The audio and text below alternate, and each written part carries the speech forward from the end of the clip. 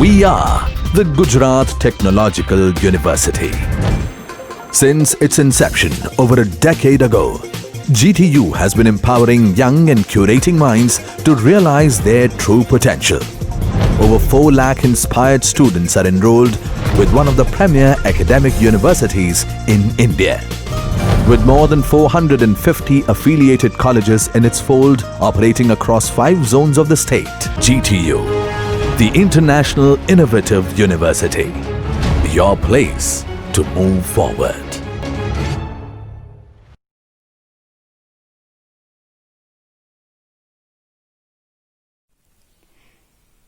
Hello my dear students, myself Benita Sukhadia, lecturer in Civil Engineering Department at Vallabh Budhi Polytechnic Navsari.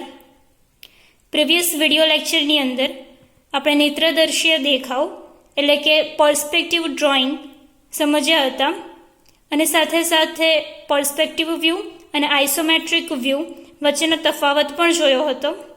હવે આ video લેક્ચરની અંદર આપણે perspective view, perspective drawing એટલે કે નેત્રદર્શીય દેખાવને રિલેટેડ થોડી ઘણી ટર્મિનોલોજી એટલે કે ડેફિનેશન્સ જોવા જઈએ. આ બધી જ ટર્મિનોલોજી ઘણી જ ઇમ્પોર્ટન્ટ છે અને રિપીટેડલી એક્ઝામની અંદર પૂછાય જ છે. તો ટર્મિનોલોજી તરફ જઈએ. સૌથી પહેલી ટર્મિનોલોજી આપણે જોઈએ ground plane. It is a horizontal plane representing the ground surface on which object and observer rest. તો ડેફિનેશન કહેવા માંગે છે કે ગ્રાઉન્ડ પ્લેન એ સૌથી પહેલાં તો એક હોરિઝોન્ટલ પ્લેન છે ને હોરિઝોન્ટલ પ્લેન કોને રિપ્રેઝન્ટ કરે છે? તો એ ગ્રાઉન્ડ સરફેસને રિપ્રેઝન્ટ કરે છે ને જેના ઉપર ઓબ્જેક્ટ અને ઓબ્ઝર્વર રેસ્ટ કન્ડિશનમાં હોય છે. તો ફિગર દ્વારા સમજીએ. ફિગરની અંદર પણ મેં એક હોરિઝોન્ટલ પ્લેન બતાવ્યું છે. એ હોરિઝોન્ટલ પ્લેન એટલે કે ગ્રાઉન્ડ પ્લેન જીપી, કે જે ડેફિનેશનના અકોર્ડિંગ ગ્રાઉન્ડ પ્લેન કોને રિપ્રેઝન્ટ કરે છે? તો એ ગ્રાઉન્ડ સરફેસને રિપ્રેઝન્ટ કરે છે ને એ ગ્રાઉન્ડ પ્લેન એટલે કે ગ્રાઉન્ડ સરફેસ ઉપર મેં એક ઓબ્જેક્ટ બતાવ્યો છે અને ઓબ્જેક્ટની સામે એક ઓબ્ઝર્વર બતાવ્યો છે. ઓબ્જેક્ટ અને ઓબ્ઝર્વર બંને જ ગ્રાઉન્ડ પ્લેન ઉપર છે. તો ગ્રાઉન્ડ પ્લેનની ડેફિનેશન અહીંયા આગળ કમ્પ્લીટ થાય છે કે ગ્રાઉન્ડ પ્લેન એ સૌથી પહેલાં તો એક હોરિઝોન્ટલ પ્લેન છે કે જે ગ્રાઉન્ડ સરફેસને રિપ્રેઝન્ટ કરે છે ને એના ઉપર ઓબ્જેક્ટ અને ઓબ્ઝર્વર રેસ્ટ કન્ડિશનમાં ઊભા હોય છે. ને ફિગરમાં પણ મેં કંઈ એ જ બતાવવાનો પ્રયત્ન કર્યો છે. ગ્રાઉન્ડ પ્લેન જીપીથી મેં ડિનોટ કર્યું છે એક હોરિઝોન્ટલ પ્લેન કે જે ગ્રાઉન્ડ સરફેસને ખાસ યાદ રાખજો, ગ્રાઉન્ડ પ્લેન એ ગ્રાઉન્ડ સરફેસ જ છે જેના ઉપર એક બાજુ મેં ઓબ્જેક્ટ બતાવ્યો છે અને ઓબ્જેક્ટની સામેની બાજુ ઓબ્ઝર્વર બતાવ્યા છે. ઓબ્જેક્ટ અને ઓબ્ઝર્વર બંને જ ગ્રાઉન્ડ પ્લેન ઉપર છે. હવે સેકન્ડ ડેફિનેશન તરફ જઈએ. Picture plane.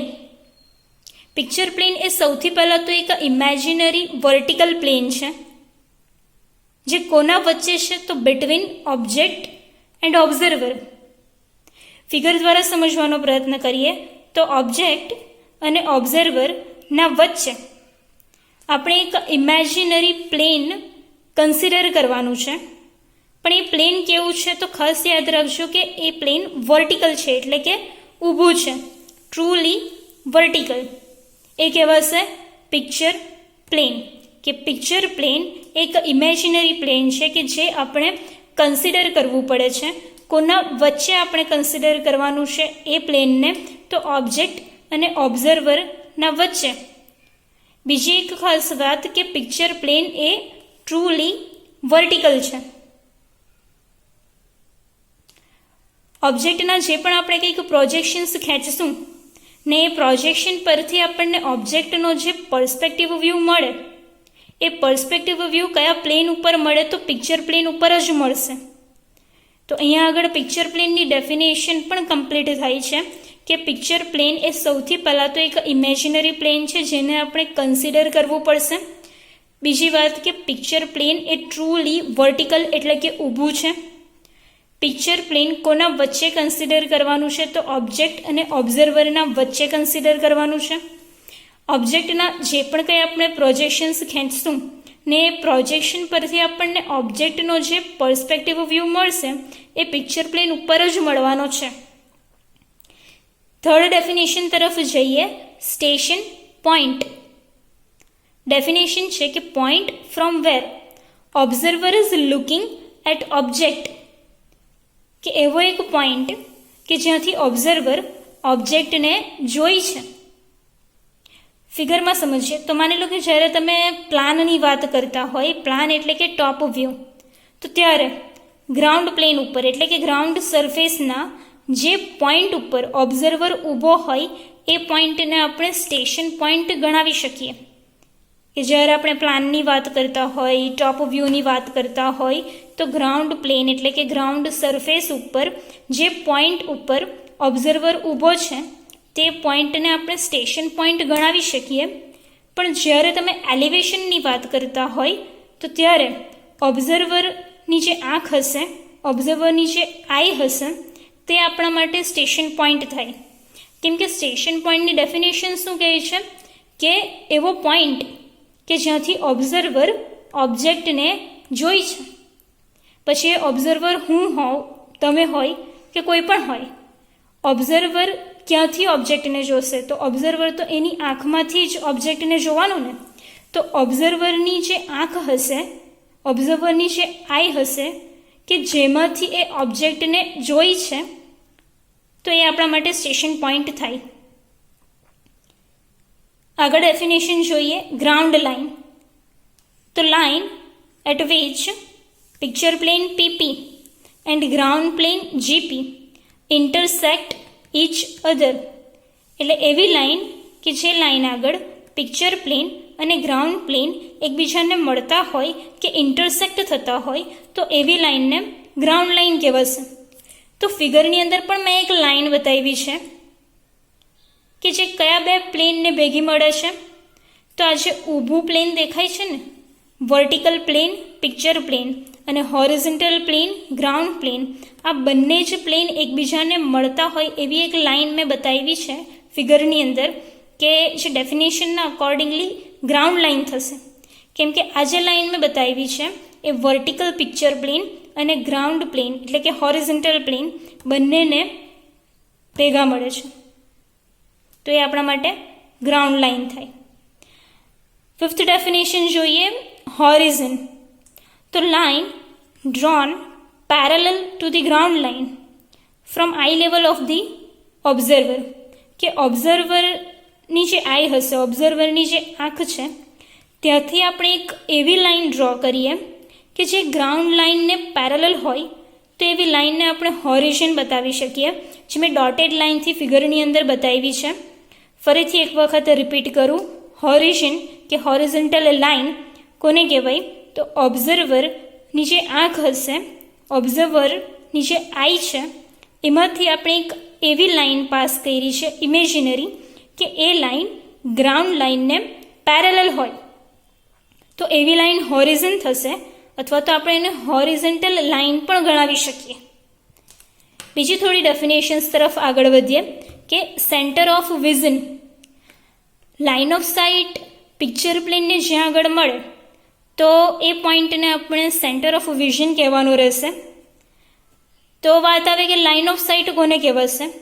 તો એવી લાઇન કે જે સ્ટેશન પોઈન્ટ અને સેન્ટર ઓફ વિઝનને જોઈન કરે, તો એ લાઇન ઓફ સાઇટ થશે. આગળ જઈએ. નેક્સ્ટ ડેફિનેશન આવે છે આઈ લેવલ, એટલે કે આંખનું લેવલ. ફિગરમાં જોઈએ તો આઈ લેવલ કોને કહેવાય?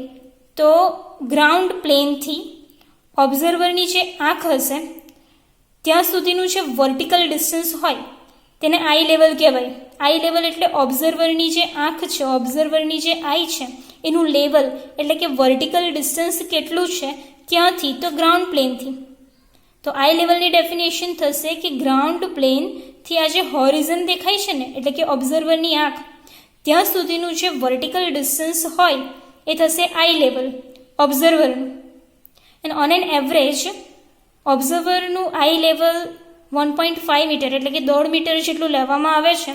તો આપણે પણ પર્સપેક્ટિવ ડ્રોઈંગની અંદર ઓન એન એવરેજ જનરલી ઓબ્ઝર્વરનું આઈ લેવલ 1.5 મીટર જેટલું લેશું. આગળ જઈએ, વેનિશિંગ પોઈન્ટ. આ ડેફિનેશન ઘણી જ ઇમ્પોર્ટન્ટ છે. વેનિશિંગ પોઈન્ટ એક એવો પોઈન્ટ કે જ્યાં આગળ ઓબ્જેક્ટની પેરેલલ લાઇન્સ જે પિક્ચર પ્લેનને પરપેન્ડિક્યુલર છે એ કોઈક પોઈન્ટ ઉપર જઈને કન્વર્જ એટલે કે ભેગી મળતી હોય તો તેવા પોઈન્ટને વેનિશિંગ પોઈન્ટ કહેવાય. બીજી એક ફિગર દ્વારા જનરલી સમજવાનો પ્રયત્ન કરીએ કે માની લો કે 2 રેલ છે, 2 પટરી છે ટ્રેનની, ને બંને રેલના વચ્ચે તમે માની લો કે અહીંયા આગળ ઊભા છો.